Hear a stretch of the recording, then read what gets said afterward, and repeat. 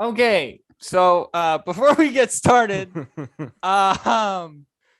have made an executive decision to record this episode on Zoom because OBS is trash, or at least it's trash on my computer. We just did the show live for about 20 minutes, and the audio kept cutting out. We've been having trouble with audio and stuff for about, I don't know, a month, and I'm just like, I can't do this no more.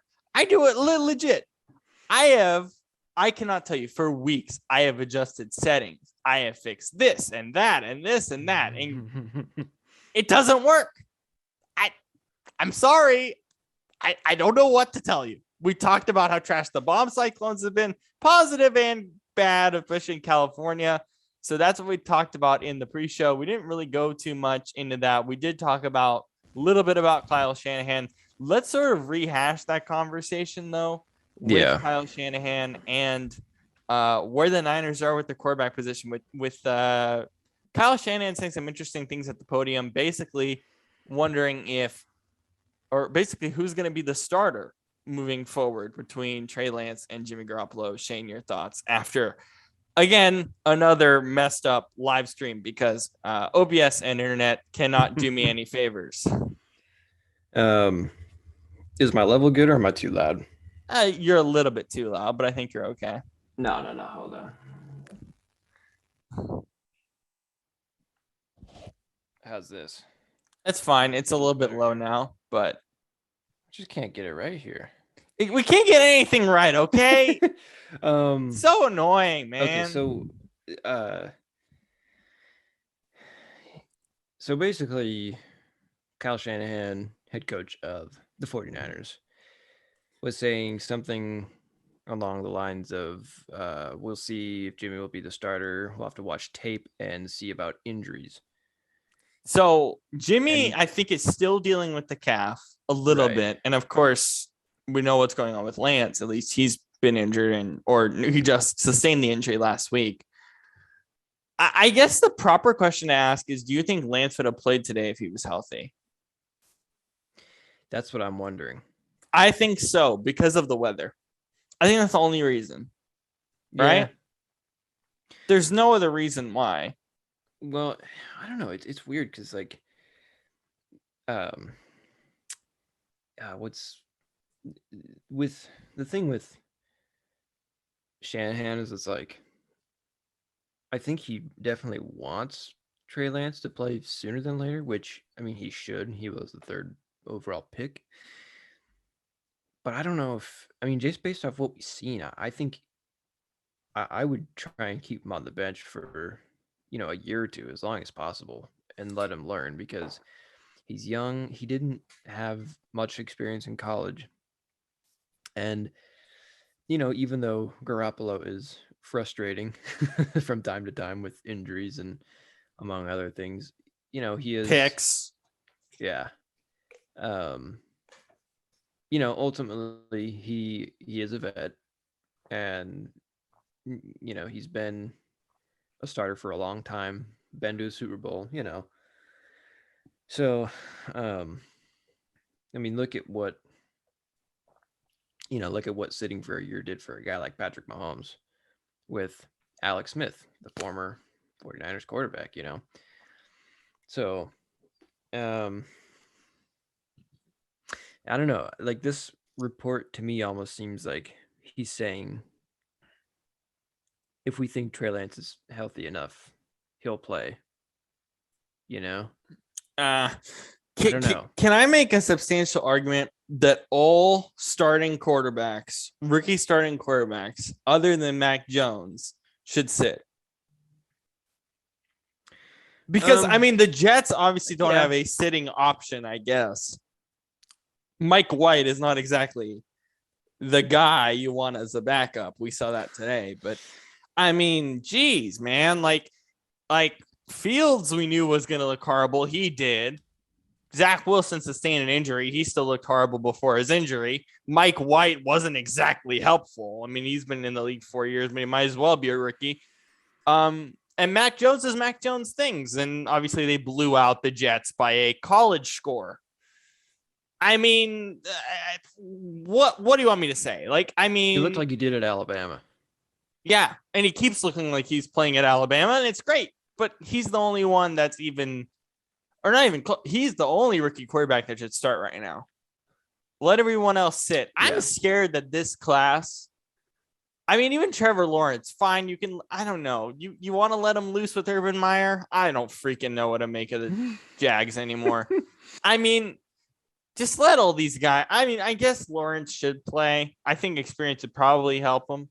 But for these other guys, you really want to let them play and then throw 5 picks a game or 4 Nathan Peterman style? No thanks. I don't want to deal with that. Like I'm sorry for cracking all these jokes, but like God, it's like I put on every time I put on a game with these rookie quarterbacks, I'm like, this game's gonna suck, right? And then I'm right, and I'm just like, I can't.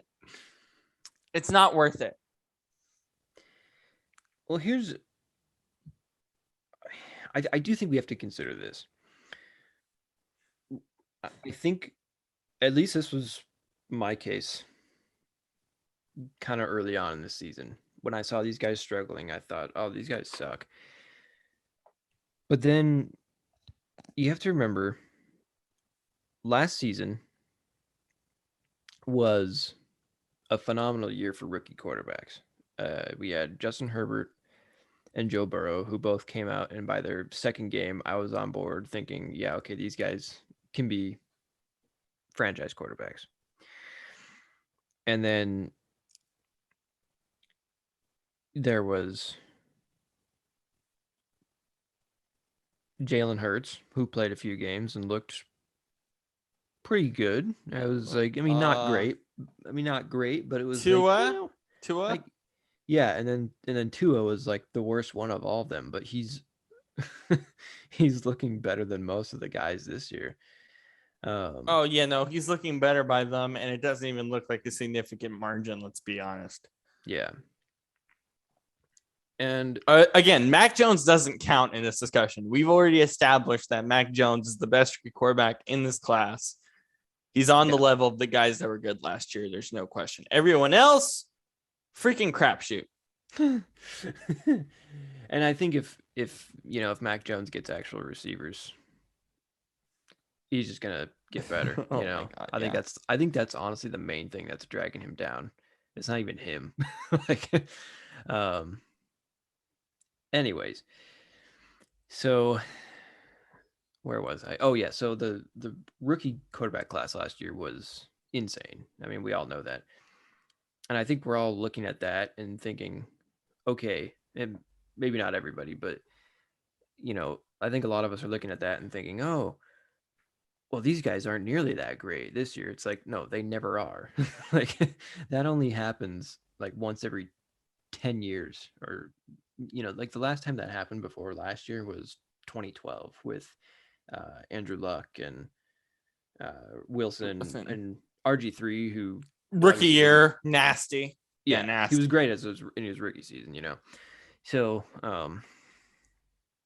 but I mean that's 8 years, and then so I mean these guys aren't great right now, but they might be good in a year, 2, even 3 years. I mean, look at Josh Allen. He wasn't good until year 4. Now he's amazing. He's an MVP candidate. Yeah. Yeah. And I mean, just if you just look at his rookie season, I think it was I gotta look at Peyton Manning's too, because Peyton had a terrible rookie year. I want to look at his year. I think he was bad like the first 2 years or 3. Really? I'm gonna pull him up right now. But I mean, a lot of guys like, if you just look at what was it, the 2017, 2018 draft class that had like Baker and Josh Allen and Lamar Jackson, all these guys, like none of them were amazing right away. Like, in fact, their first couple of years, we looked at them and then thought, well, not Lamar, but like, Allen and Baker, we looked at them their first couple of years and thought, God, these guys suck. And then now, I mean, okay, wait, pause. Now Baker's not amazing, but wait, I want to ask this because this is something that I don't really know, and obviously we haven't seen Baker. He's hurt. He'll probably be up. He should. Let's not say probably. He should, by doctor's omission, be out for probably the rest of the year. Will he? We're not certain, but he should be out. I mean, come on. Odell also should be out for the entire year. They should both get surgery now. But I digress. That's what the doctor's saying. Whatever. I'll let the doctors do what they need to do. I'll let the teams do what they need to do. But I don't know what to make of Baker. I'm kind of tired of ESPN. I love ESPN, but I'm really tired of them just having all these Baker conversations, being like, he's trash, he's this or that. And I'm like, okay, if you really watch him play, he's not terrible, but he doesn't have anything that makes you go, he's a franchise guy, at least at this point. But he's not like god awful backup quarterback level that ESPN seems to always put him at. I'm like, but what exactly is he as a quarterback right now? And I just don't really know, because I see the good qualities in him more than the bad qualities, but I understand that they're there. I feel like I'm just a little bit blind to them. What's your opinion on Baker at this point of his career? Because keep in mind, they have to pay him here shortly. They have to make a decision. So, I mean, my thing with him is like, he's just very mediocre in every sense of the word. Like his arm is okay. It's not very strong, but it's not, it's not the worst arm. His accuracy is fine. It's not that great, but it's not like terrible. He's not the most athletic, but he's not like the slowest quarterback. He's just kind of meh. Yeah, I guess that's the word. I guess that's the word, because I see him play and I'm like, he's not that bad. But at this point in his career, like, let's be honest, you got to be at some different level than this. Like, that's how I felt this year. I'm kind of like, okay, like last year with Stefanski, I was like, okay, I have a feeling this guy can be good the next 10 years, but I also have a feeling he could also be this meh. And that's what he is. He's not like, ESPN love to talk about him and say that he's trash. I'm like, he's not trash, but he's not that good either. Like, that's okay. That's my problem with him. Like, I don't really understand what he is as a quarterback. He doesn't have anything that makes me be like, okay, yeah. No, I think I know exactly what he is. I think he's if you look at NFL quarterbacks, I like to put them in 5 tiers. You have the elite tier in the top, which is like your top 5-6 guys. We all know who they are. And then there's like the tier 2, which are, in my opinion, franchise guys. They're not the amazing elite talents, but they're good. You can win a Super Bowl with them, And that's like, the next 5, 6, 7 guys down the list there. And then to me, there's the third tier, which is the middle tier. And that's starters. Not necessarily franchise guys, but it's like, if you're in a pinch and you need a guy for 2-3 years just to come start for you, you get them. And they'll work, You know who's on that starter list also? So is Baker on that starter list? Excuse me. He's on that starter list. Yes. You know who also got put in that starter list for me this year? Taylor Heineke. He's in that starters list. Really? Yeah. I've been impressed with him enough to say that he's a bridge starter. That's what he is. And I don't think he's that bad. Maybe. I really don't. Like, I watch him play and I'm like, he has some he's a good thrower of the football. He can run when he needs to. He has good command of that offense. A lot of that is Ron Rivera trusting him. I get that. But it's also like, he, at least for, I guess, maybe not other teams, but at least for Washington, he's in that starter category, at least for me. I think I'd put him like in the next tier down. Yeah. So Peyton Manning, okay. 1998 rookie season, 26 TDs, 28 picks. Okay. Yeah. And that was his highest pick total of his career, by the way. Next year, he makes the Pro Bowl in 99 with 26 touchdowns, 15 picks. So just the next year, he gets selected to the Pro Bowl. Keep in mind, this is 1999, where the Pro Bowl still mattered for some reason. And then, so I mean, he had 55 touchdowns in 2013 with Denver. So that's crazy. That was the year they lost to the Seahawks. But yeah, I mean, that's an NFL record, right? 55. I think so. Yeah. That's gonna get broken, but yeah, like there are guys who have those rises, but I have a hard time believing that with any of these rookie quarterbacks, they're going to have that kind of rise. I just really do. I watch them play every week, and I'm just like, I have never had a year, Shane, where I have felt that Justin Fields, he steps on the field, and I'm like, oh God, no, what now? Zach Wilson is an oh God, no, what now times 1,000. Yeah, no, he's the worst for sure. Trey Lance is oh God, no, but he can run. and then Trevor Lawrence is oh God, no, him and Urban Meyer. There we go. That's it. They're just I've never had that. I've never had this feeling where I'm like, oh God, no, what now? That's literally all the four of them. I really want to see Trevor with an actual good NFL coach. Same here, yeah. Because I think just based off what I've seen so far in the NFL, I think he could be good. Yeah, I think he has potential, but Urban, but he's not having that. Yeah. In Saxonville. Oh my God, it's not Saxonville anymore. Let's talk about this whole bomb cyclone thing before we also mention National Tight Ends Day. Happy National Tight Ends Day, everybody. But bomb cyclone, holy freaking crap. I mean, we had some crazy stuff here in Washington. We didn't get hit by it, but at least in our area. But this Niners game was completely dictated by the weather and was honestly indicative of the entire day. This was a super boring week of football. Super boring Sunday. I mean, last week was fairly boring. This was terrible. I mean, I ended up watching Rams Lions for a significant portion of like the 3:00 hour. I was like, wow, I didn't think I'd be watching this game. But like this game, this is kind of indicative of the whole day. This was a terrible day of football. The margin of error for blowouts were terrible. Yeah, that was the average was like 21 points or something, 21 point margin. Yeah, something like that. Wow. Yeah. So, I mean, bad weather, that was insane. Like, we knew from the get-go that game wasn't going to matter for our viewpoint of both of those teams, correct? Like, we didn't learn anything from the Colts, did we? Other than Jonathan Taylor can lead their offense in this kind of weather, which I think is beneficial, but we didn't learn anything valuable, did we? It kind of it kind of reminded me of that game.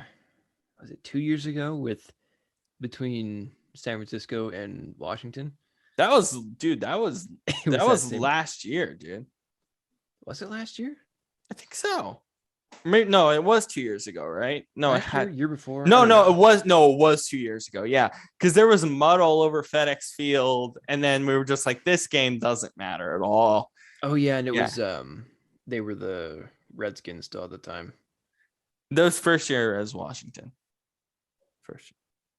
Were they? I don't know. I don't remember. Either way, it was 2 years ago. And then San Francisco had the pouring. What is with San Francisco getting all these pouring rain games? They had one in Baltimore. Then after that, oh my God. But yeah.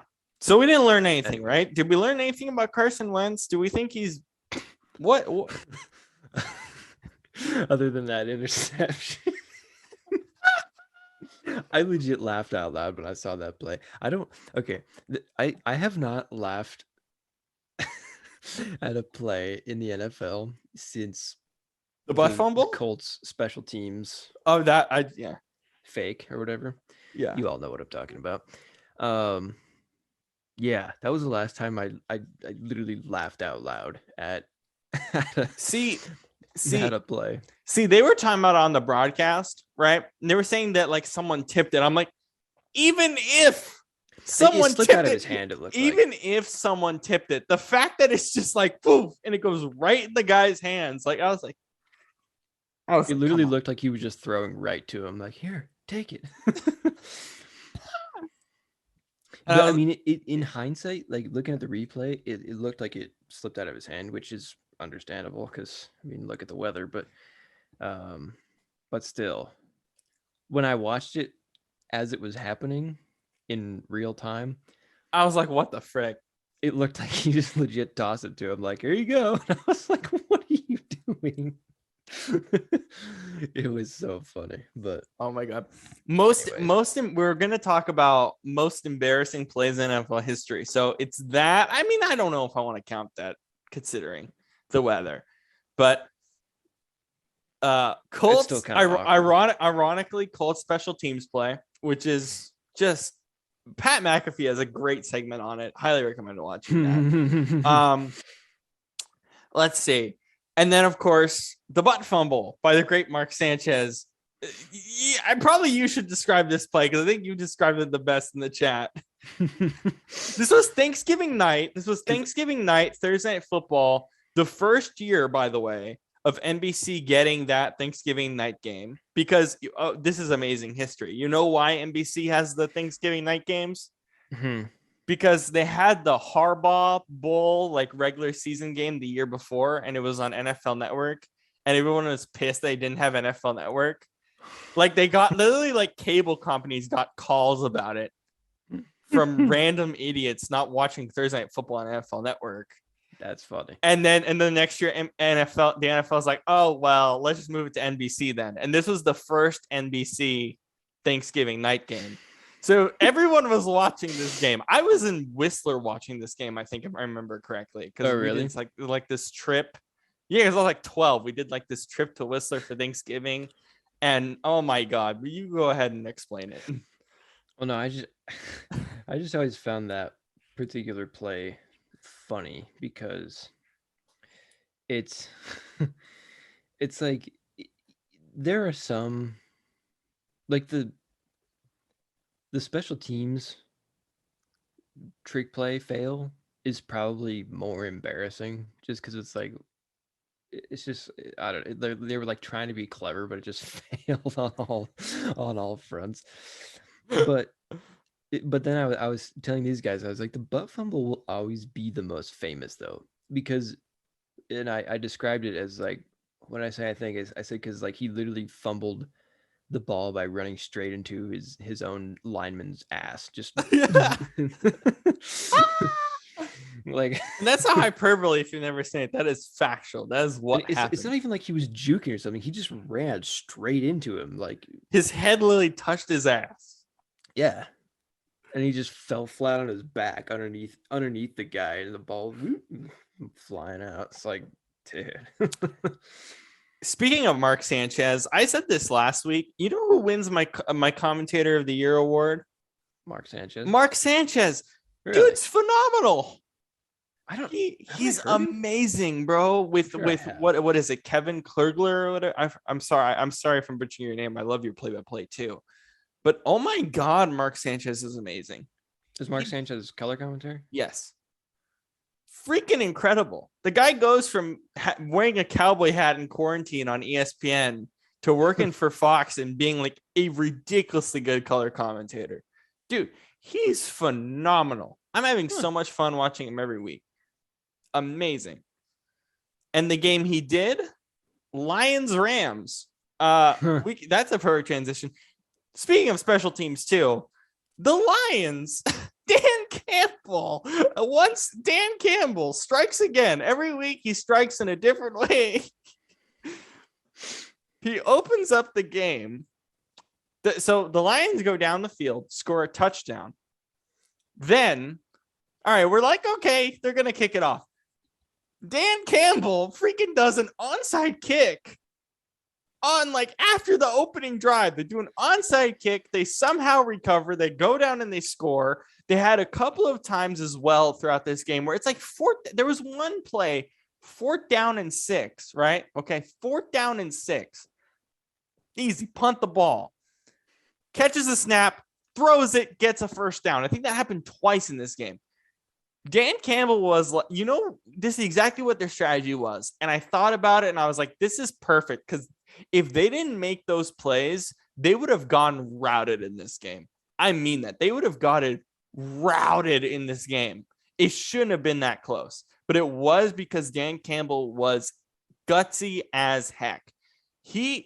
Listen, if they don't kept it pretty close until the end there. Oh my God, absolutely. And you know who screwed up for them? Jared Goff. I bet Dan Campbell wasn't happy about that. Jared Goff, I'll get to Goff in a minute, but before we get there, if Dan Campbell knew two things, right? So one is that it's Matthew Stafford. It's the Rams offense. He said to the broadcasters that, like in their meetings, that we need to steal possessions from them if we're going to win. We're not capable of winning straight up. And that's exactly what they did. They stalled possessions at critical times in this game, getting the ball back early and often, right?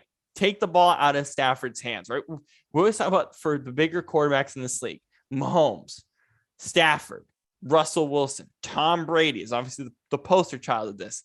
Keep the ball out of their hands. Keep the offense from getting on the field. The Lions did that in the most high school way ever, and it worked. And then on top of that, this is something I kept talking about the last few weeks about the Rams. The Los Angeles Rams have a really slow starting offense. They don't start fast. They really don't. They did at the beginning of the year, but now they don't. And I think the first snap Stafford took was like 5:38 in the first quarter. Literally, the first snap he took was around like 7 to 5 minutes in the first quarter. And so their offense was even slower because they didn't have much of the possession. Like, regardless of how Dan Campbell did this, and obviously the players executed it very well, and obviously you're 0-6, so who cares? Go for it. And I've never seen a coach do it, and it was super impressive. Now, at the end of the day, Goff, and they also talk about this on the commentary, that Goff is just not even throwing the ball deep. He's throwing short routes most of the time.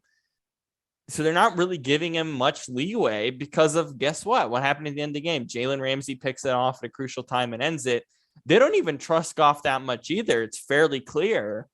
But overall, this was a great performance by the Lions and their coaching staff because they had a game plan and somehow in the most awkward way, they executed it. So I would say props. Yeah. I think it's just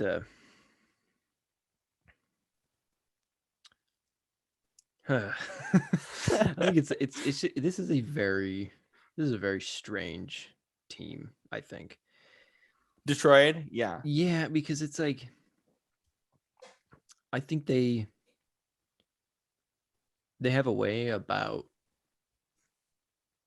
what they want to do or what their goals are. But it's like I feel like a lot of times they're very aggressive and have kind of the tough attitude like Dan Campbell laid out for us. And sometimes it works out well for them, like today. But other times, not as much because, being tough and biting off kneecaps is only going to get you so far in the Not NFL. being turds. Yeah, sorry, I had to say it. In the NFL, that's only going to get you so far because, you have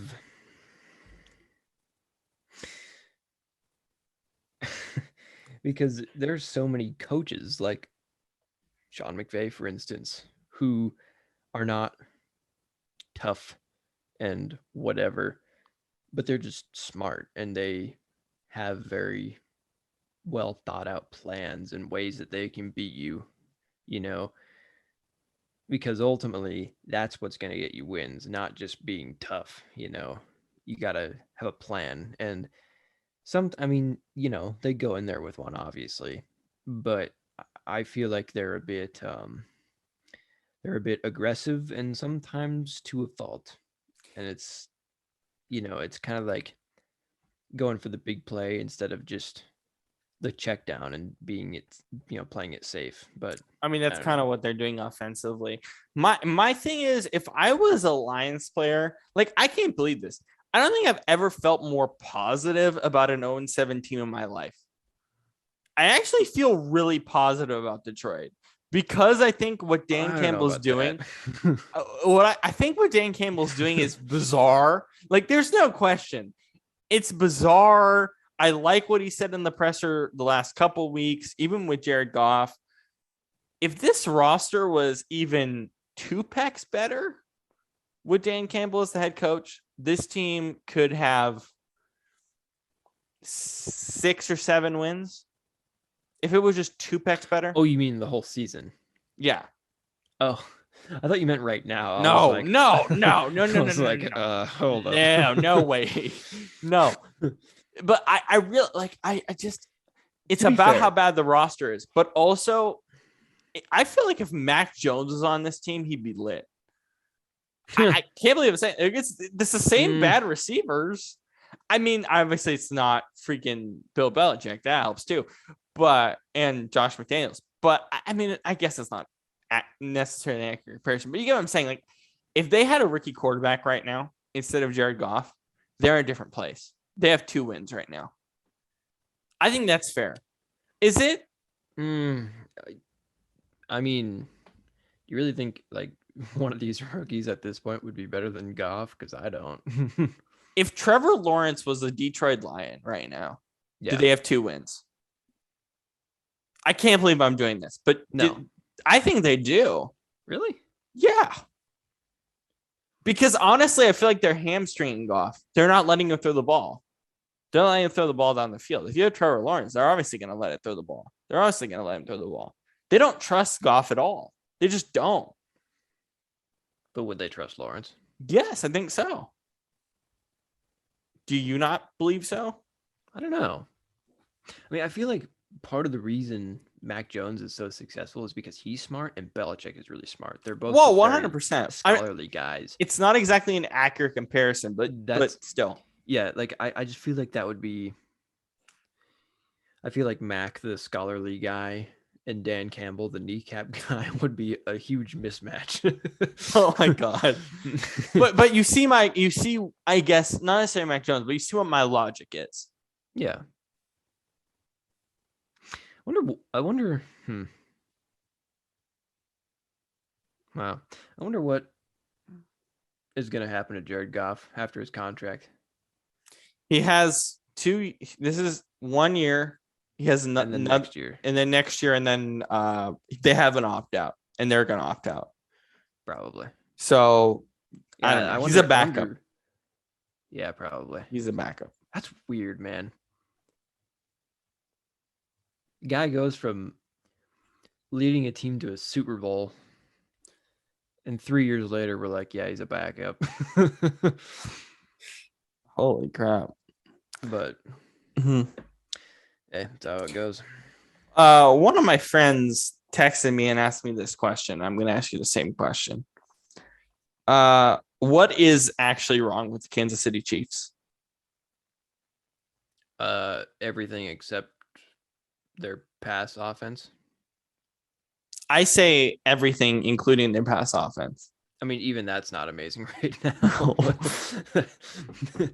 I mean, this is, I mean, I what even are the Chiefs?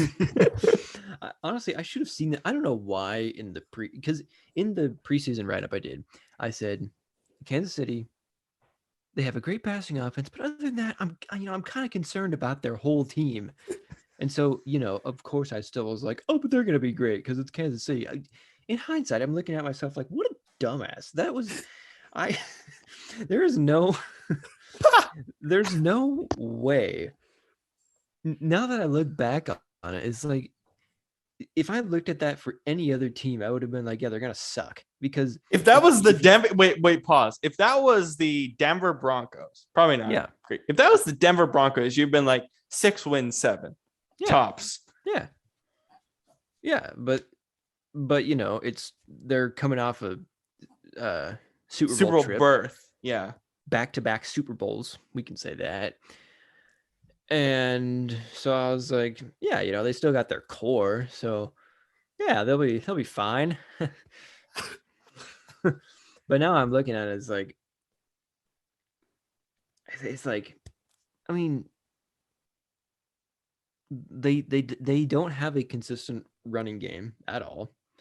They don't when Clyde is healthy, they don't give him the ball enough. Let's just put it that way. When Clyde is healthy, he hasn't been healthy. But when he's healthy, they don't give him the ball enough. They just don't. And I said, I was like, this defense is not good. They're last in the league. They're last in the league. Yeah. Because they have 2 good guys, and that's it. And I mean, yeah, it's great to have 2 good guys, but there's 11 people on the defense. 2 probably aren't going to do the trick, so but did I say that they were going to be bad? No. I thought, they're going to win the division and be great. I'm so stupid. Here's the thing that messes me up, right? And I'll explain my entire thought process with Kansas City from I'm not necessarily the beginning of the season, but like the midway through these 7 weeks until now. So my thought process with KC was we knew their defense was going to be bad. And I thought 32nd was not where they're going to finish. I literally felt like I was like, okay, they're going to be semi-bad, right? They're probably going to be in the 20s, probably in the 20s, right? Now I am confident they're going to finish last. They're worse than the Seahawks. They're worse than the Lions. Sure. No, they are going to be the worst. Statistically, they are going to be the worst defensive team in the entire league. They're going to finish 32nd. I am certain on that right now. The Lions defense is better right now. I mean that. The Lions defense is better right now. That's embarrassing. The Seahawks defense is, just a peg above that right now. Peg above the Lions. Anyway. Yeah. So I was like, okay, they're not going to finish 32nd. They're probably going to finish, let's be reasonable, 22nd. Fine. I was like, okay, their offense looks still fine to me. It doesn't look like it's regressed. Then I come up against the week last week against Washington. And this is the problem that I had with Washington today. They are the worst red zone offense in the NFL right now. They're worse than the Falcons. Washington has a trash red zone offense. Trash. They can only kick field goals. That's all they can do. That's all Washington can do. Okay. And that's what I said last week. I was like, okay, against the Chiefs against Washington last week, the first half, it looked like the Chiefs were kind of trying to compensate for their defense, right? They played bad because they were trying to compensate for their defense, that offense, right? They were compensating because they knew that defense was going to be bad. Then they realized, okay, Washington's just kicking field goals. They're bad in the red zone. Then in the second half, you're like, okay, this is last year's Chiefs team, right? They were throwing the ball all over the place. They looked normal. They looked comfortable, right? So I said last week, I was like, if they just don't worry about the defense, which is kind of hard, which means you're probably going to have to score 40 every week. If you don't worry about the defense, you're going to be fine, right? You're going to be fine. Like, you're not going to win all your games, but you're going to be fine. You can score 40 a game. That's seriously how I felt, okay? Then today, I watched them, and I was like, I give up. I give up. Today, I was like, I give up. I still feel like they're compensating for their defense, but I even said this to you guys in the chat. It's been 7 weeks, dude. It's been 7 weeks. We've seen enough to know that this offense is actually legitimately terrible on top of the defense. And we're not even overreacting. I wouldn't say the offense is terrible. I would say they're just mediocre. I think mediocre is generous. I think mediocre is generous. They have flashes, but it's not enough. Well, no. But I think to just say that they're terrible is a bit much. Because they do, they do have their moments still, Okay, let me ask this question. Are the Chargers better? Yeah. Okay, are the Raiders better? Ooh. Yeah. Are the Broncos better? Overall, or? Yes. I think the Broncos are a little bit worse. I think the Broncos are significantly better. Really? Yeah. I seriously think that the worst team in this division is the Kansas City Chiefs. By a lot. I mean, yeah, you could make that argument. Like, I know Denver. I know Denver isn't necessarily amazing, but God, I think part of this also for me is just the expectations of Kansas City. We expected them to finish with 14 wins. Like, everyone said, 14 wins, lock it up. Okay. So you have to also think about this with the expectations. The Raiders surpassing expectations. Chargers, kind of where we thought they would be. Denver, kind of where we thought they would be. Chiefs, not even close. Not even close. They're not even going to finish 14 wins. I hope the bettors bet it under because they're going to finish way under that. Yeah. Yeah. Like, they'd have to win all the rest of their games, and then they'd still. I don't know if they'll. Oh my Yeah. God. I don't have a specific thing. I don't have a specific thing. I don't have a specific reason as to why they're bad. They just Chiefs? are bad. Yes. I don't have a specific reason. I gave up on my There's reason. many reasons. They have no defense, and they have no rushing offense, and their pass offense is wildly inconsistent. There you go. Well, here's the thing too. Brandon also told us that the salary cap would be a problem. That's part of the reason. The salary cap is a huge issue as to why. Anybody with a brain could have told you that. True. But also, they spent all this money on the offensive line, and Brandon and I we did the preseason special, right? Live. We did that preseason special, and we're like, oh my God, this O-line is really good. And now I can't even think about their O-line.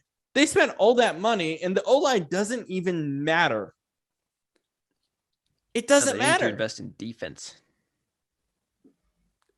Exactly, but they overreacted they actually overreacted to the Super Bowl and said we need an offensive line when really they needed a defense. Well, yeah, I mean their offensive line was hurt, so like, what did you expect to happen?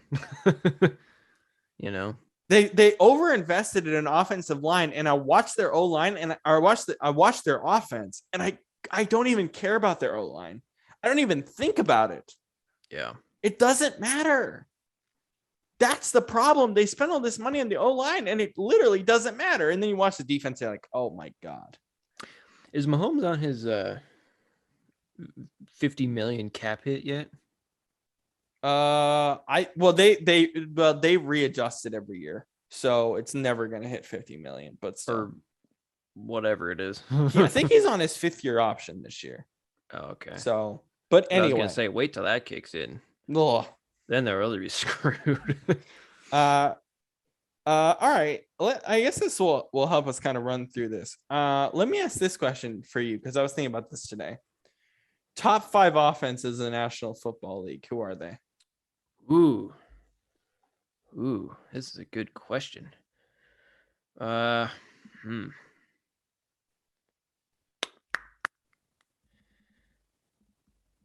gonna have to give me a second on this one. Yeah, this is tough. Do you have a list? Bills won. They were on bye. Bye was, by the way, in fantasy, freaking bye Mageddon or whatever it's called, bye week hell. Oh my God. I didn't play anybody this week. Bills won, easy. Okay.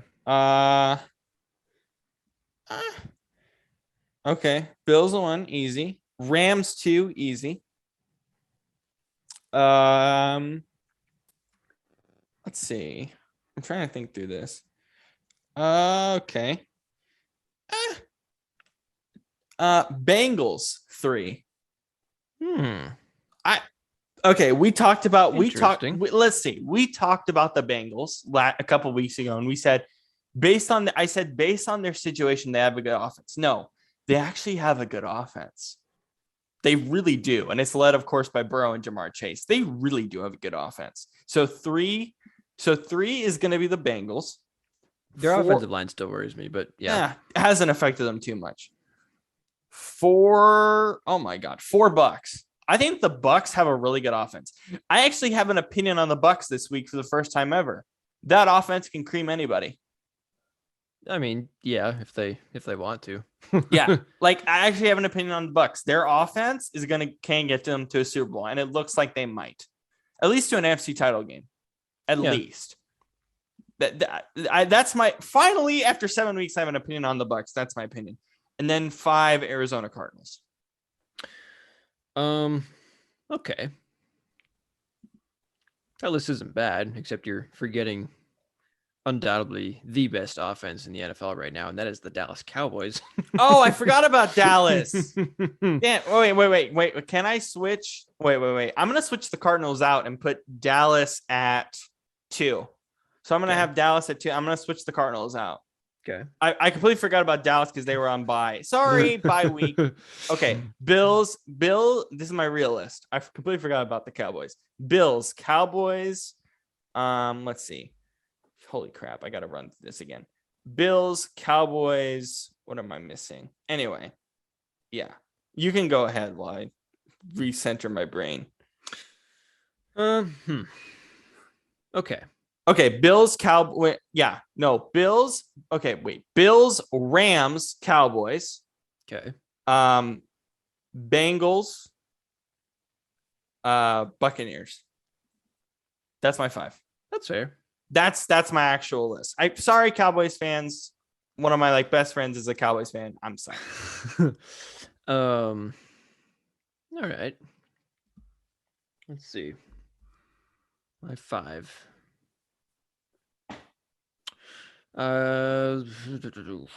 Wow. Dallas 1, I think.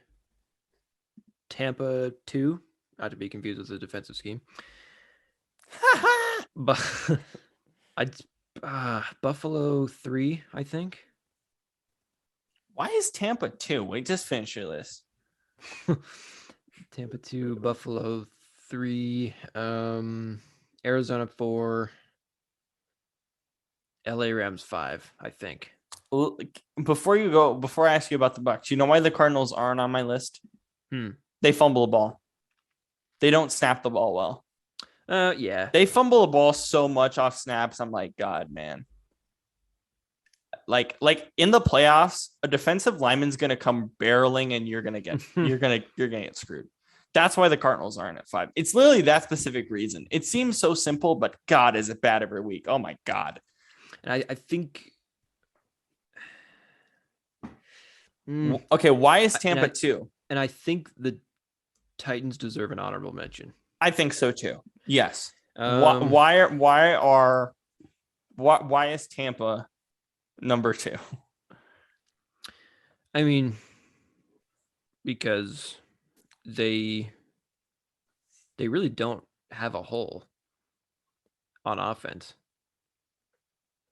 I mean, they've got 3 great tight ends. Not even just 1 or 2, but 3. 3 great receivers. 2 amazing good O-line.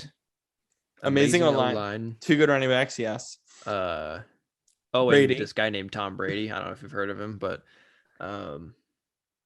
and granted, he's past his prime, but I mean, he's still, he's in the MVP discussion. Like, is he past his prime though? I mean, holy crap, he's better than he was in his 20s. See, this is what people keep saying. Everyone was like, Brady sucks now, and I'm like, I think he had one of his best seasons last year. I mean, it didn't always look pretty, but I mean, the dude threw 40 touchdowns and 4,500 yards. I mean, he hasn't had a season like that in 10 years. So, I mean, granted, I think part of it is probably has to do with the fact that, look at all the talent around him.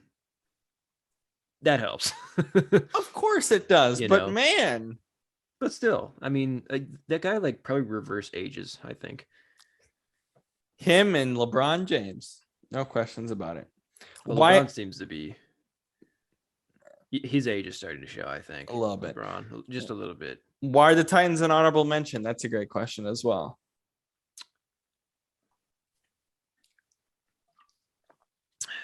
And why are they not on the list? No, why are they considered for the list is my question. I know why they're an honorable mention, but why are they in that discussion in your mind? I mean, I think just because they do have so many good pieces. It's, they have not an amazing offensive line, but I would say they're above average probably. To, a good receiving core. I do worry about, with Julio and the injuries and AJ Brown and his weird Chipotle food poisoning. We're not sponsoring Chipotle according to AJ Brown. No, dude, they always have like E. coli and food poisoning outbreaks. I'm never going there again. I want to go there one time. That's it. Once. I've been gone. And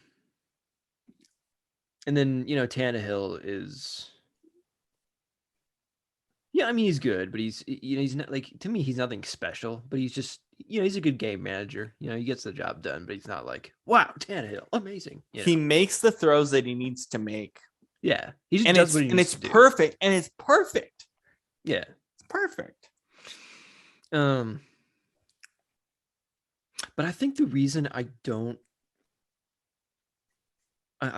have them up there is because it feels like they're not really sure what they are offensively.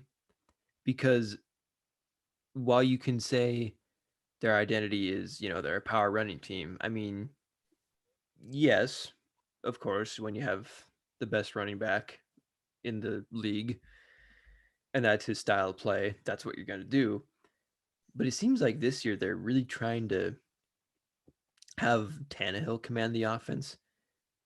And then like Julio's kind of in and out, and it's just weird. Like, I don't know. It's something about it is just strange. It's working out, it's fine, but it's like how sustainable is this really? Okay. Does that make sense? I have an example for you. Here's my example. Derrick Henry. Derrick Henry is the non-E. coli Chipotle taco, or what? Not taco. Derrick Henry is the non-E. coli Chipotle burrito. Okay. And Ryan Tannehill, Julio Jones, AJ Brown is the non-E. coli rice on the side. Yes. Which is to say that this is like this is like one of those weird analogies that you get on like Colin Cowherd or something. I was gonna have a funny analogy on the Chiefs. I can talk about that analogy too. I have an analogy on the Chiefs that I forgot about. No, but what I mean is their identity is still Derrick Henry, 1,000%. Okay, that's what their offense is built around. Yeah, but they've never had an offense where Tannehill, Brown, Julio can not only get the job done but be effective offensively. They still kept the identity of Derrick Henry. Derrick Henry's still getting better every quarter, as he always is. That's their identity. That's their offense. Yeah. But they've never been able to have pieces on the outside where Tannehill feels comfortable to throw the ball when he needs to. And not only that, the play action fakes, because everyone thinks Henry's going to run on every play still, which means that that's still their identity to every other NFL team. But they can do fakes, they can do bootlegs, they can get the ball out. They're finally able to do that even more effective than last year, which makes me feel like, to me, they feel like that like AFC Championship team that they were the first year with Tannehill. They kind of feel like, I don't think they'll get there, but they feel like that, and they feel better than that. I mean, I could see them making the AFC Championship at this point. I think we could see a lot of teams making it. The AFC seems like a crapshoot. I don't know. Yeah, it's weird. Like, because we talked about the AFC being the superior conference, like in the offseason, but now that we're 7 weeks in, it feels very much the opposite to me. Like, I was thinking about the teams that I would put in like my Super Bowl bubble. And to me, it's gotten bigger this week. It got bigger for me. Yeah, for sure. And to me, I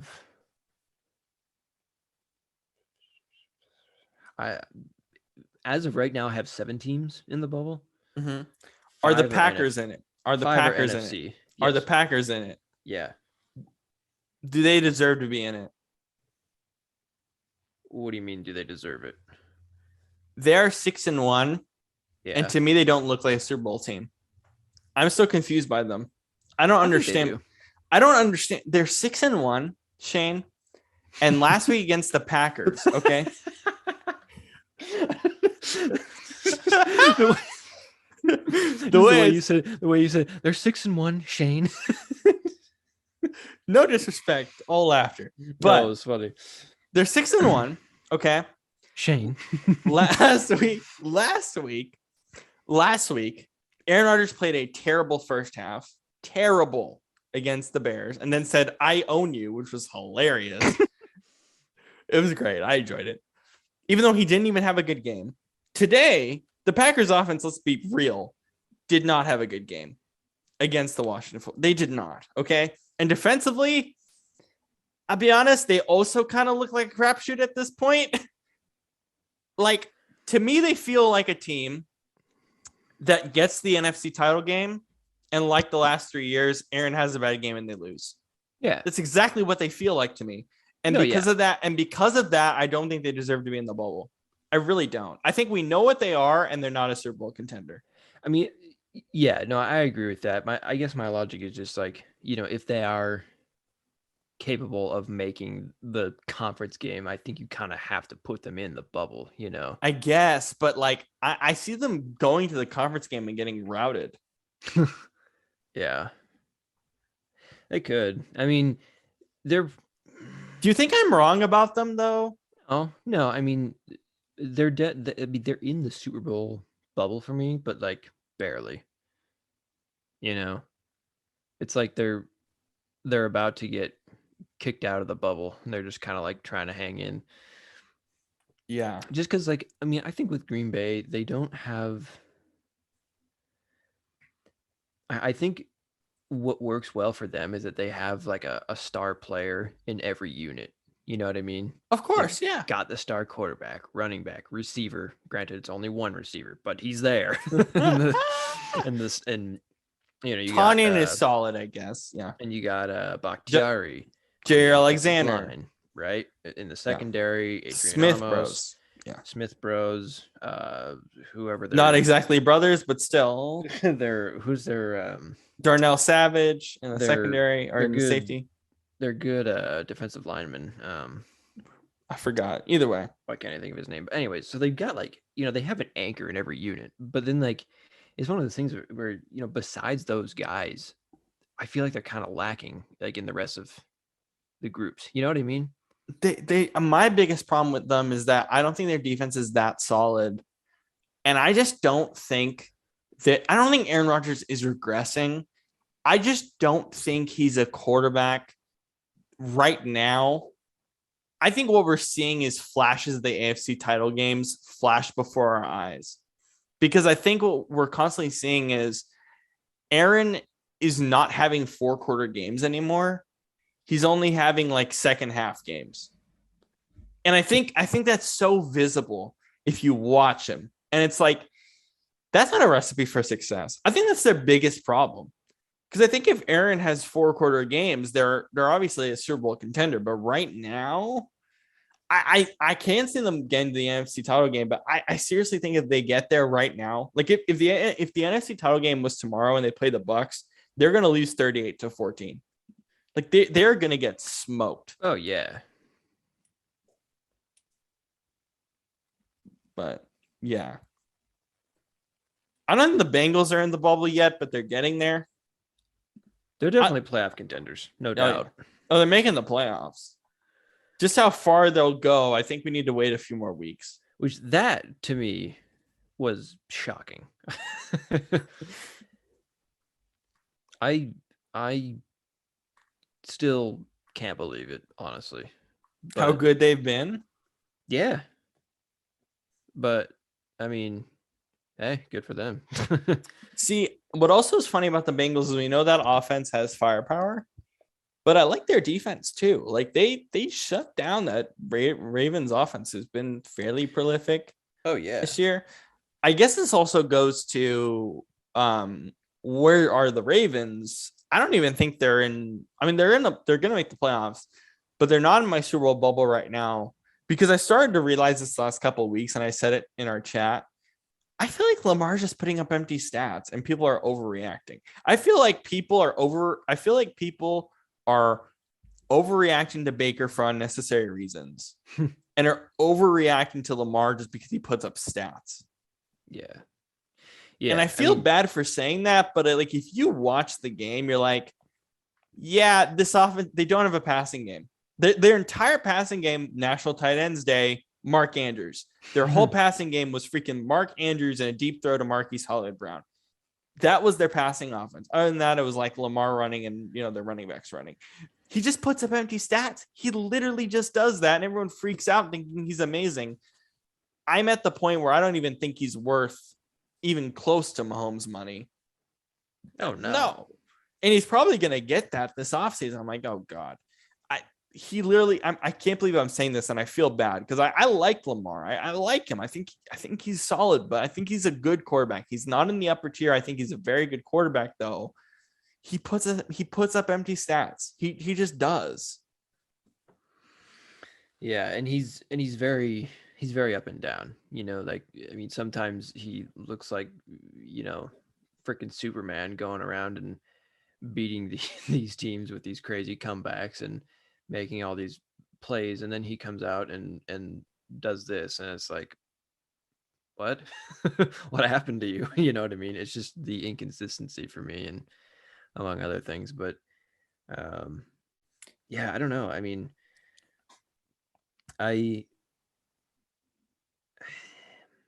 is empty stats correct? I feel yeah. like that's correct. Yeah, no, I feel like that's sure. a correct assessment because every week he has amazing stats. Because statistically, yeah, he looks fine, but he looks amazing statistically. He looks like an MVP contender statistically. But the eye test tells you something different, massively different. And that happens sometimes, especially with guys like him that are, fast and kind of flashy. But yeah, I mean, it's like the quarterback tier I was telling you about. He was a tier 2 quarterback for me, like franchise guy, but he's falling down the pecking order. That's how bad he's been. Honestly, depending on how things go the rest of the year, he might end up in that third tier for me. If I'm being even though that's what's weird. They're 5-2. I know, and we're acting like they're 3-3. Yeah, that's literally how we're acting. I don't know. I don't get it. Yeah. That's why I was like, because I was telling you, I was like, I don't. Most quarterbacks in the NFL, I kind of have an idea of what they are, what they can do. But Lamar, I have no idea how to evaluate this guy. I don't know. I've watched him for 3 years. I still don't know what the hell he is. Like, I don't know. If you were to try to evaluate him right now, like if you're a scout and I'm asking you, give me the lowdown on Lamar Jackson, what do you say right now? Like if you just try your hardest to evaluate him as a quarterback guy, what do you say he is? I say he has incredible speed and athleticism. He has a strong arm. However, his accuracy is hit or miss, literally. And his decision making is sometimes questionable. Yeah. Some games you will get a great performance out of him and it'll be very clutch, and then others the defense will totally lock him down and he won't do anything. Like that's kind of where he is. Yeah, I think that's accurate. So, I don't know. I mean, yeah, it's weird. Yeah. You're right on the money though. Yeah, I don't know. You know what's funny though? In Madden, I put him as a running back just to see how good. What's his rating? He was 91 overall. You should try him at receiver. I know his rating's kind of high. Ooh, I should. He might not be as good though because he probably doesn't have like catching and route running stats. But yeah, he was a 91 overall running back. It was a higher. I'm pretty sure it was a higher rating than his quarterback rating on Madden. This is Madden 20, so it's a little bit different. 21 or 21, but still, it's I was like, this is funny. Yeah, not running back, but yeah, no, I don't think so. I think it's a QB. But yeah, my National Tight Ends Day winner, as we're highlighting tight ends today, do celebrate National Tight Ends Day.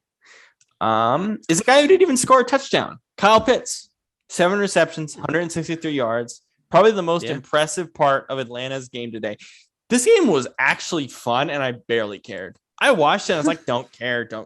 These two teams suck. I firmly do not at this point. And I didn't watch I know, that game at all. yeah, it was fun. It was fun, but it didn't matter. What I will say this: I think their whole offense is just Kyle Pitts and Cordell Patterson. Their defense, none right home about, and Calvin Ridley, of course. But yeah, that's pretty much their offense. I'm not going to write home too much about this game in general. I think what's most important is off the field stuff. I'm tired. I don't know how Brian Flores feels about this, but I'm also really tired of just. I know that it's the chatter still there. The rumors are false, or I don't even know what to make of the rumors. Okay, this is the worst reporting job maybe in the history of the NFL. The whole Deshaun Watson trade thing has literally killed my brain over the past week or two. Mike Florio even said that the Panthers are also in it. I agree with that. I think the Panthers should be. We'll get to Sam Darnold in a second before we head out. I'm honestly tired, dude. Like, I think Brian Flores, literally, this has been a conversation since the moment Tua stepped on the field in the NFL. It seems like every week Brian Flores has to say, "This is our guy long term. This is our guy. This is our guy," and it doesn't seem to end. You know what? If every single reporter has to ask you this every week of this dude's career, then he's not your franchise quarterback. I was going to say, maybe there's a problem with him. At the end of the day, even if it's not Deshaun Watson, which I don't think it should be, I really don't. I don't think anyone should get Deshaun right now, considering all the legal stuff. It's too risky, I think. Let's skip that for now. We'll if it happens before the deadline, and we're a few days until November 2nd, if it happens on the deadline, we'll come on here and talk about it. But let's skip that conversation for now until November 2nd. For now, let's talk about Tua. If every reporter has to ask you this question every week, then he's not your guy. And it's that simple. He's just not. And I don't know if he's anybody's guy at this point. I think he's just I can't believe I'm saying this. I think he's just a backup at this point. I don't think he's a starter. I don't see anything redeemable. I had belief in him this year. Again, we had last year's sample size. It wasn't really a lot, but we've had 7 weeks of a sample size this year. I'm letting go of my Tua stock. I'm done. I can't deal with this question every week. If you're going to ask this question every week, again, I keep repeating this. If you're asking this question every week, he's just not the guy. I'm done. Cut my losses. I'm done. Yeah.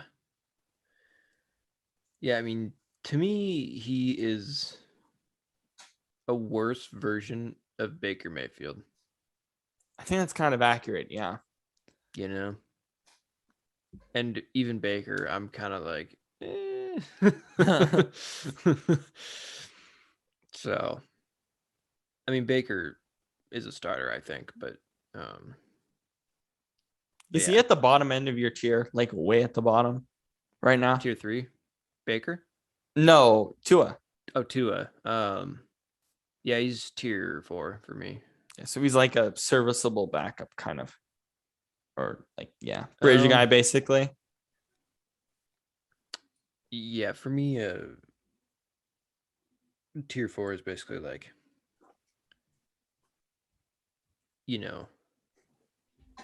if you have to play him for a few weeks with an injury, then go ahead.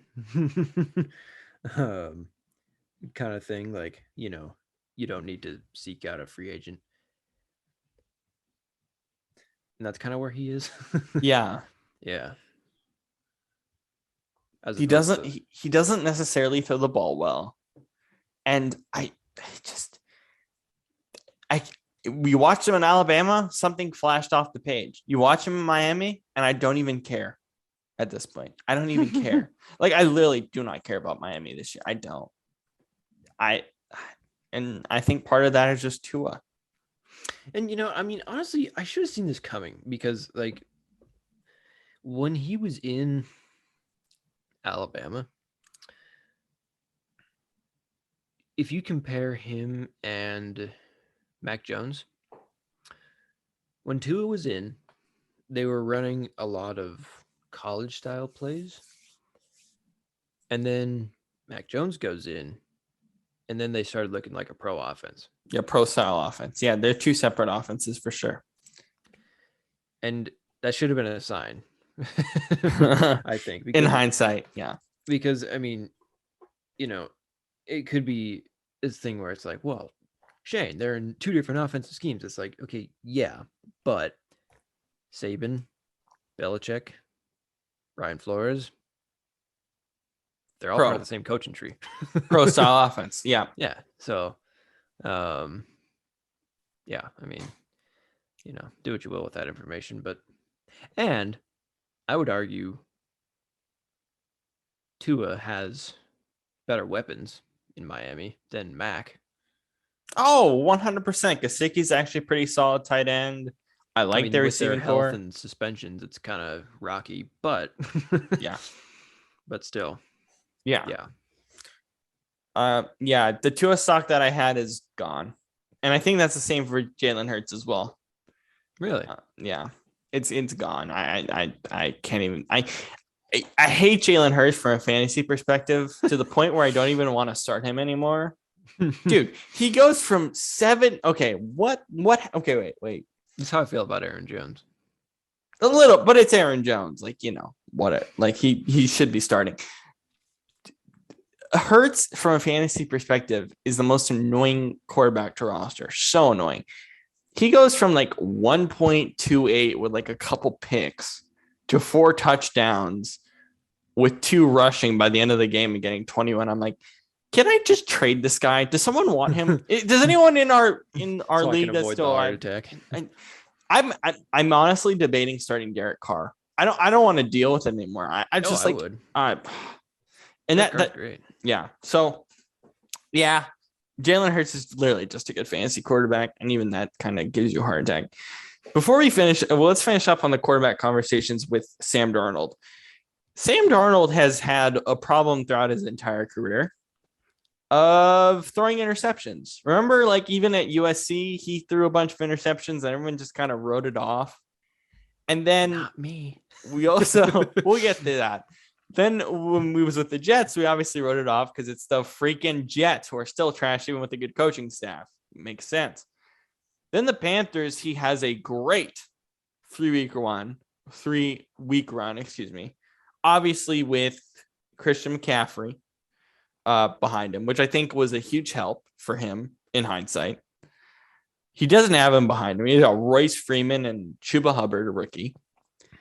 And now he's back to just throwing ridiculous interceptions. I'm like, okay, he's just not that good. But regardless of which, the Panthers will finish with a top 5 defense. I think they'll finish with a top 5 defense, if not top 10. Yeah. I'm positive of that, especially considering the defenses that are coming down the pipe here, which are really bad. So they're going to finish top 5 pretty easily.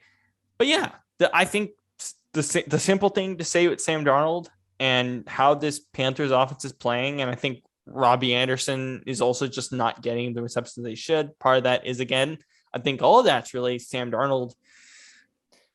The pick problem is a real deal. And I'm speaking back to Deshaun Watson. I think the Panthers being back in the discussion says a lot. It says a lot. And Darnold is not a starter in this league. It's that simple. No. I've been trying to say that for like 5 years, but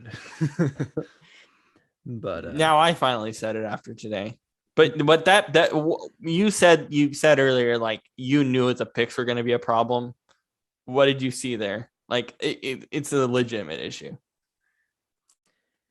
Yeah, I mean, because when I was looking at him at USC, everybody was really high on him and thinking, oh, he's going to be great and whatever. And, I even saw him play in person, actually, against UW up here back in, what was that, 2016?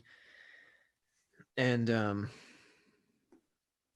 even though he gave UW their one loss that season, he was just still, it was like, I just don't, I never saw it with him, I mean, I get that he's big and, what did Colin Coward say? He's big, coastal, and trunky or something. Shoot. And so, I mean, yeah, he's got that going for him, but it's like he is not very accurate. and he makes terrible decisions with the ball. And those are the two most important qualities of an NFL quarterback. Example, Mac Jones, rookie, doing really well, has those two qualities. Sam Darnold does not, and he's terrible. So I mean, like, yeah, it's just the first few weeks when he had McCaffrey, he looked fine, but I was like, he scored 19 points against the Jets. That was a good hindsight. Like 19? Like, really? And everyone's like, oh, Sam Darnold is back. I was like, what? Back? What? He never showed up in the first place.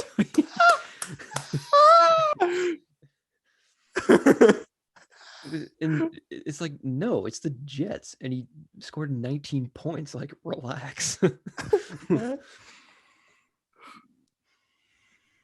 Yeah. But it's fine. It's fine. Yeah, no. Darnold, no. I'm done with Darnold. I'm selling that stock too. Also, the Vikings kind of deserve an honorable mention in our offense rankings. I like the Vikings offense this year. They're good. Yeah, they're well-rounded. Yeah. Before we go real quick, I did actually want to talk about the MCU a little bit. I've been going through it. I guess we had this conversation on text. And I want to actually have this conversation here. So all the Avengers. So I've watched. I made a mistake. I'll admit I made a mistake, and I watched Infinity War. So my list went Infinity War, Endgame, Spider-Man: Homecoming, Spider-Man: No Way Home, Far From Home. Oh, Far From Home. I'm always going to confuse the two until the movie comes out. Well, they all have home in their names. Yes, it's the Homecoming trilogy. Anyway, So then I went back, watched Iron Man 1, watched the list that you gave me. And then, so I agree that was messed up, but at the same time, like, come on, like, if I wasn't going to watch Infinity War, I wasn't going to go through this in the first place. So give me a bit of a break. So I watched Age of Ultron this weekend, and I cannot wrap my head around that. I honestly feel like this movie was awesome as a standalone film, but it was super pointless. It's such a pointless film. Is it pointless? It feels like, even all these years later, it feels like a money grab. Have you seen Civil War? Not yet. But at this point in time, it seriously feels like a movie that is just kind of like preparing people for the excitement of Infinity War for no reason. Well, and like, especially the ending, I was like, wait, so did Thanos? I refuse to believe that Thanos didn't know that Ultron existed. I just don't understand that. Then how does the end credit scene make any sense? It doesn't. You have to ignore that. Then what's the point then of that scene? Put in another movie. No, I know. But think about that movie without that scene, okay? Because you have to realize in the MCU there's the Infinity storyline, but there's also the Avengers storyline. Age of Ultron, to me, furthered the Avengers storyline and their conflict and dynamic. Mm-hmm. And which I'm going to see in Civil War. I know that. So. And it kind of put like the Infinity War storyline on the back burner. But then why does it even need to be there? To set up Civil War. And Ragnarok. Okay. Yeah, I guess, but it's just like, it just seems like the most pointless thing. Just, I get what you're saying. Like, it definitely furthers the Avengers storyline. And don't get me wrong, I actually think that, considering what you said, Rotten Tomatoes has it at a 76 for Age of Ultron. I think it's the lowest rated Avengers movie out of the four. It's definitely the lowest out of the four. It is, yeah. And I'm like, this thing is close. close. They're all in the 90s. Yeah, I think this is closer to about an 85. Maybe even a 90 if I'm being generous, just because I think the action scenes were good. It's entertaining. It's an entertaining movie. It's a very entertaining movie. It's a very spooky movie at parts, which is fun, I think. I think being spooked by these movies is actually really fun. It adds to the element of it a lot. I know I'm going to get spooked a lot from No Way Home. I know that. Did you ever see... You probably didn't, but did you see the trailer for Age of Ultron? No, I did not see the trailer because I watched very eerie. Really? It's really cool. It's because it's Does it talk about like because I thought the dream scene was the most eerie out of all of them. Well, Like the weird dream scene, like the whole dreams part yeah. effed me up. Like it legit. I was in like my peer coach office watching it, and it freaked me the frick out in my work office. No, it's So you know how when Ultron first comes out, he has that line. It's like, "There's no strings on me." It's like all because he's Yeah, and not he's in a all and he looks like all a wobbly. robot zombie or something. So that line is a reference to Pinocchio having no strings on him or whatever. Ah, interesting. There's always these fun references that I don't know about. But so you know that song where it's like, "I got no strings on me" or whatever. I think so. Yeah. So that song was in the trailer. However, it was done. It was like a remix, I get, or a not a, no, it was like a cover, and it was like very slow, and it was just like very ambient and scary. It was like, and yeah, it was really cool. No, I'll say that movie is like it's as close to a horror movie as I ever want to get, other than No Way Home, because I know when No Way Home is gonna freak me out. Venom is creepy as excuse my language. I don't know Venom's if he's creepy. in that. Oh, maybe he is. Wait, No Way Home? He might be. After watching that end credit scene or the post credit scene on Venom 2, like I didn't watch Venom 2, but of course I had to watch the post credit scene. Oh He's gonna be yeah. in it. All the Sinister Six, it looks like all Sinister Six villains will be in it. So I'm kind of just like looking back at the villains just so I to get prepared and don't get freaked out. I will still, but like Except except this Venom is in he's not really a villain. He's more like an anti-hero, my thing is I think he sort of becomes a villain, I guess. I think what's so weird about the post credit scene is, at least from the trailers for No Way Home, it appears that, I mean, we already know that this is going to be like they fricked up the space-time continuum because of, Peter wanting to like not be known again or whatever. And he's simultaneously going to be doing two things, right? He's simultaneously going to be grappling with, or not two things, three things. He's simultaneously going to be grappling with this whole space-time continuum thing. And then these weird villains that are like part of his quote unquote future and not his present, or different timelines of the world. Yeah. I guess it would be different. It would be like a different timeline, of course. And then he's going to grapple with the emotional part of like being a teenager and like trying to get MJ back and all this stuff. But also, like, I wonder how like the timelines are going to shift and all that stuff. But I guess this goes back to the question of like, okay, then where does the Venom 2 post-credit scene fit? Because technically Venom, We'll see. but here's the thing, technically Venom is in, so basically how, I obviously didn't watch Venom 2. I should, but I might get there eventually.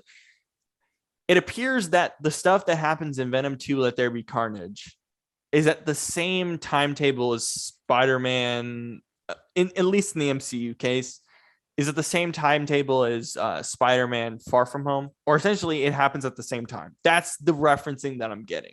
Probably. Which means that they're technically then at the same space-time continuum. So then how does Venom, like, that means they can't just say Venom is part of this whole space-time continuum thing. They can't just say that. Then it ignores the post-credit scene at the whole time. It just, or I guess the way I phrase it is, it just completely ignores the scene. It just becomes like this hype for the movie instead of like this actual scene, if that makes sense. So how does it work? See, I don't know, because, and this is where it gets tricky, because the MCU is Marvel, it's a Disney property, but the Venom movies are Sony. Yeah, but it's Sony Spider Universe, and they're trying to combine it in this film. They're just going to combine it for this film. But the Venom movie was not a Disney movie. It was a Sony movie. But both of the Venom movies are technically I know Venom 2 was Marvel Studios presents Venom 2. I know that was the case. Yeah. Because it was Sony and Marvel teaming up, technically. Because then that would only make sense. So like basically what they're saying is like, essentially what it's going to happen is all the previous Spider-Man movies and then like the Venom movies, right, are in the Sony Spider universe, but they're also technically in the MCU universe in hindsight, which makes this movie so bizarre. But again, the director has said this already, that this is Spider-Man's endgame. So the reality of the situation, unless they decide to use these villains or use the Sinister Six in some way moving forward in Phase 4, which they could. I'm not saying they couldn't. They could 100%. If that's not the case, then it's the Spider-Man Endgame. Then, of course, you're going to have all three Spider-Mans, all three renditions, the Sinister Six, have this amazing end to technically, like, not necessarily the Spider universe that Sony has, but the end to the MCU Spider-Man. Finish it with this climactic movie and then kind of just ignore it. Or have tidbits for the future in a post-credit scene, but kind of just ignore it and move forward. Unless they envision using the other Sinister Six in future Phase 4 movies, which I don't think that will be the case. Yeah, they could. They could, but I don't think that'll be the case. They probably will. Yeah. At some point. Yeah. No, I mean, they say it's like the last Tom Holland Spider-Man movie. It has to be, right? This is Spider-Man. Here's my question. I think he just signed a 5-film extension or something. Did he? I thought the contract was up. I think they added this movie just to finish it up, and this contract was up apparently. But he said he wants to keep going. Yeah. But he said he cried on set or whatever. I just think I think this is going to be the end of Spider-Man's rendition in the MCU. I think this is it. I think this is the end of it all, at least for that character, unfortunately. Well, it'll probably be it might be the last we see of Ned and MJ and all them. Potentially. I guess the question too, and I wonder, Ned could become Hobgoblin. See, this whole Hobgoblin thing. I don't know much about Hobgoblin because I know he's just a comics thing, but that would be cool. Yeah. If Tom Holland's version of Spider-Man realizes that Ned is a villain and is like, holy crap, that would make it sick. Also, I have heard rumors that the runtime is 2 hours and 30 minutes, which I think is kind of too short. I feel like this movie should be close to 3 hours long, considering all these elements that we're considering. Maybe. But I don't know. I don't want it to drag either, though. I have a hard time believing this movie's going to drag. Oh, no. Not at 2.5 hours. At 3, maybe. Yeah. So I'm all this to say, I'm pretty excited for No Way Home. I love Tom Holland Spider-Man. Watching all those movies, Spider-Man is definitely my favorite MCU character. I love I'll say this. I think the Spider-Man movies are fantastic, and then second, the Cap movies are incredible. I've only watched the first one and Winter Soldier, but they are incredible films. I mean, they are so good. It's insane to me. You know what's funny about those movies is they really are a reflection of America. In what way? So American history? Well, no. So the first, it's the political climate. So the first one is America. Yeah. We need to fight this war, and here's awesome. this poster child, Captain America. Yeah. America's great. That's how we used to think. Some of us still do, but that's how, we all used to kind of think. Let me add a caveat to that. Not only that, they use Captain America as a propaganda poster child of America's great. Go fight in this war to help America. Yeah. That's really what it was. Right. And then Winter Soldier. Cap starts thinking, maybe I don't trust these guys. Don't trust the government. Yes, of course. And then, we kind of saw that here in America, in the last 10 years, probably, where people are kind of maybe I don't really believe in my country all that much, or maybe And then Civil War, they're divided. That's why it's called Civil War. Look at us now. Yeah. You know? Yeah. I mean, we're not in an actual war, civil war, obviously. But we're definitely at a division. Yeah. Right now. Definitely. I think that's definitely really interesting. At least in my experience, I think in terms of like I'm gonna have to rank all of them when I finish, and I will. I'll rank all of the Phase 4 movies that I'm gonna watch that you gave me. I'm gonna rank them in order. You have a ranking of them already? The ones that I've seen. Yeah. Or the ones that you gave me. What is your ranking of them all?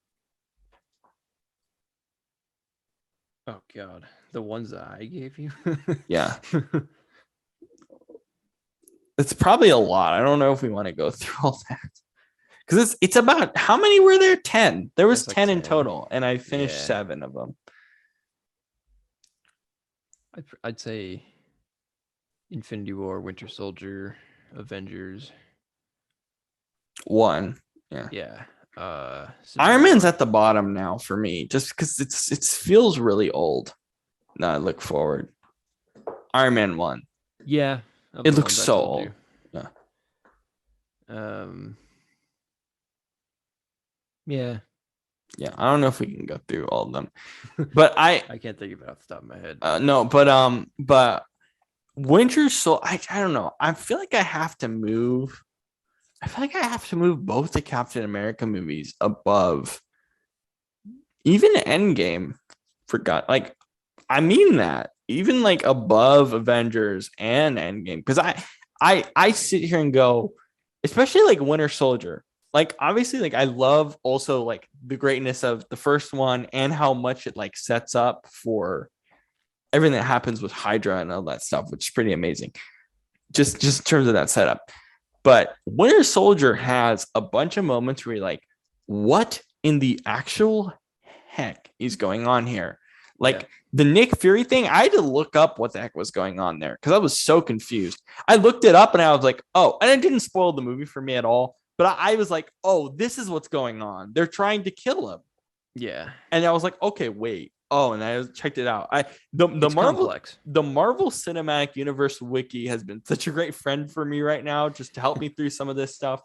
But when Nick Fury gets hit by that first car, I was like, what in the frick is going on here? And then, of course, the big Bucky reveal, I was like, wow, dude. You weren't expecting that. Not even close. No way. See, I knew the second when I watched the first one, the second Bucky fell off the train, I knew right there. I was like, okay, so he'll be Winter Soldier in the next Captain America movie, just because I know the comics, and that's what has always happened in the comics. Oh yeah, I don't have the context of the comics. In the comics, in the comics they were on a rocket at the end, like in the movie. You know, they were on that train. No, they were on that, or Steve was on the plane. Yeah, that went into the ice. Yes, and he got frozen up. Yeah. So originally, in the comics, Bucky was there too, and then Bucky fell off, right? Yeah, I think he like fell off. They found him, took him, and then they found Steve frozen. So, yeah. How much? Let me ask this question: How much of the movies, like, how much have they changed from the movies to the comics? It's not entirely by the book, right? Because I know they changed some stuff, right? They're pretty original for the most part. Yeah. Which I think is cool. There's definitely influences, you know. Yeah.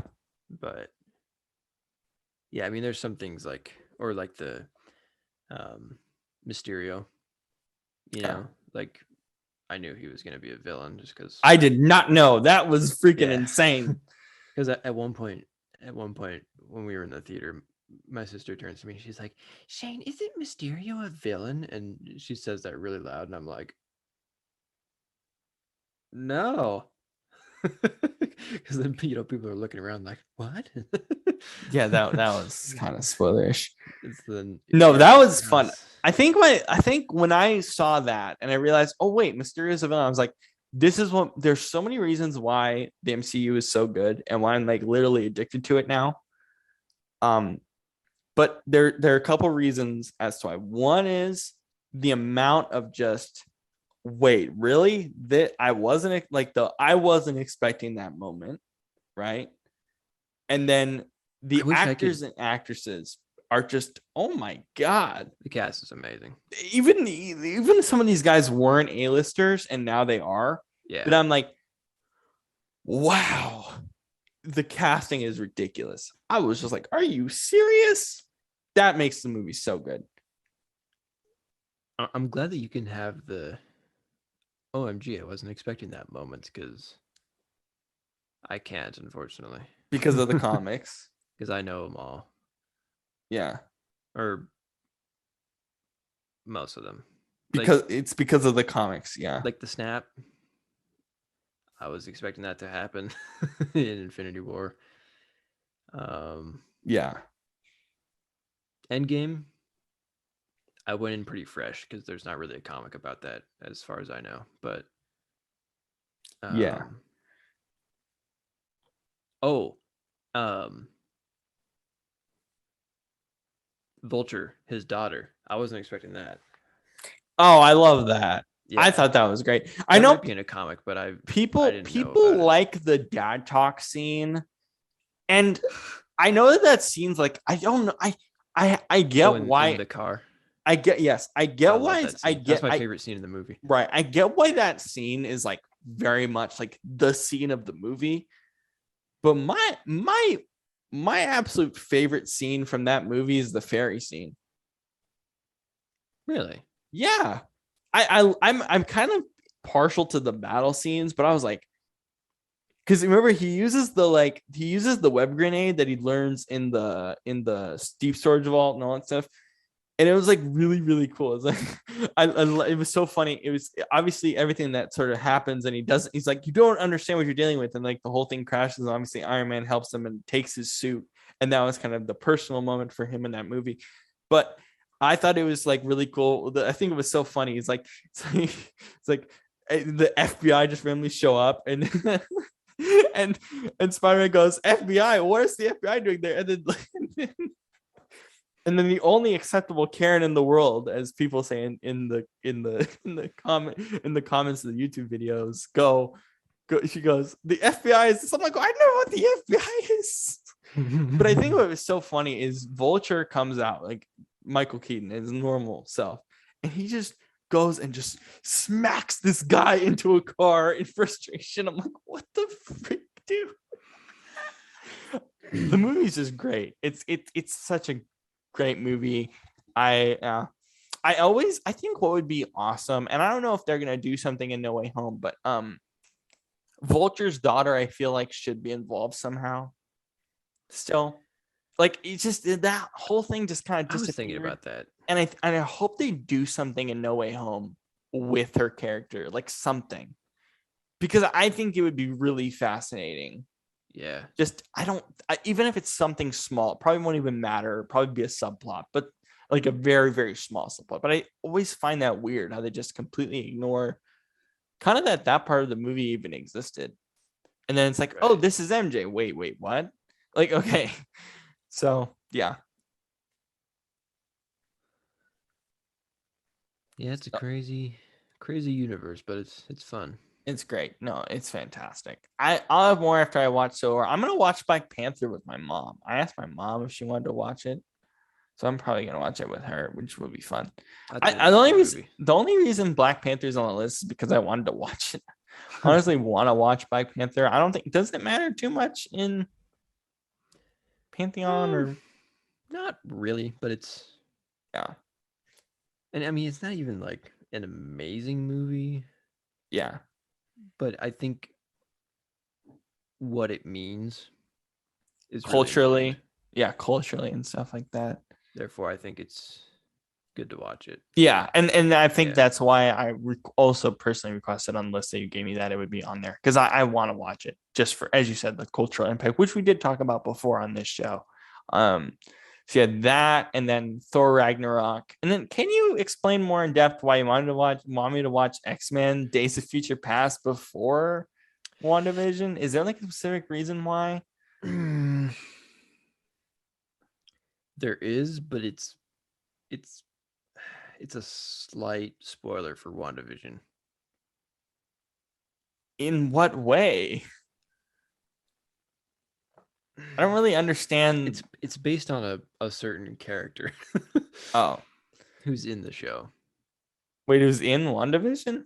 Yeah. Interesting. Who's also in Days of X-Men Future. Days of Future Past. I'm excited to watch it though, even if it is slight. You'll It's see not what I gonna. mean. It's not gonna hurt me that much. Yeah. It's weird. WandaVision from the WandaVision from the conversation that you guys have had about it seems really weird and eerie. Is it? It's I could see how you'd find it a bit spooky. But I'm still excited for it. It is weird. It's very weird. Like it takes a few episodes to like really figure out what's going on, but that's kind of the point. You're kind of supposed to be like, what is going on? You know what I mean? But then once you finally get it, you're like, oh. Yeah. And then Falcon and the Winter Soldier should be interesting. I want to get a lot more simple, but it's fun. Yeah, low key too. But yeah, I'm just gonna go by like the order of how it came out and everything else. Yeah. But regardless of which, I'm watching No Way Home. I gotta finish the Homecoming trilogy. I'm. You know what's awesome about No Way Home 2 before we go? It is coming out or at least for me, the day of winter break, like the actual day, like that Friday. And I'm probably gonna go like Saturday morning because I'm so obsessed with this movie. I want to watch it. So I'm excited. I'm gonna go see it in IMAX, no questions asked. Like 1,000%, it's gonna be amazing. You got to. Yeah, it's gonna be great. Yeah. So, any final thoughts? Hopefully, this bomb cyclone doesn't hit us too bad. Hopefully, I guess would be my final thought. I think it's more like California area. Yeah. But yeah, still, prayers for them, obviously, and hopefully it, doesn't take any lives or anything like that. Or yeah, for sure. Hopefully, even though it's been brutal and really, really rough down there, hopefully it does benefit them in terms of actual drought next 5-10 years. Hopefully, I think that's the one thing that we can hope for, as well as that people are safe through this weird weather period that we're having. We had snow in Texas, and then this. What's next? What is next? Hopefully all weather related. Yeah, hopefully. All right. Anything else? No. That's it. Yeah, that's it for the week. Good show today. We'll be back next time. We'll probably be on Zoom the rest of the way forward because OBS is whack and internet's whack. So probably on Zoom the rest of the way forward, but super excited for that. We're getting closer to Thanksgiving, man. We're getting closer to a time where NFL gets serious. So super excited for that. So, we'll see you all next week. We'll see you all tomorrow. I'm with my guy, John Karch, on the Relevant app, talking Saints Seahawks. Kaylin and I, my friend from Texas, we're doing Seahawks Niners NFC title game, recapping that. Thursday Night Football going to be on for a recap there, and then obviously back here on Sunday. That's my schedule for the rest of the week. Yeah, 2013 NFC title game. Yeah. First quarter sucked. I just watched the first quarter. Terrible quarter.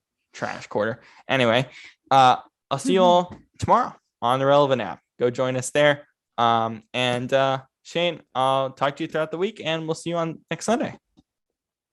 Sounds great. I'll be here. All right. See ya.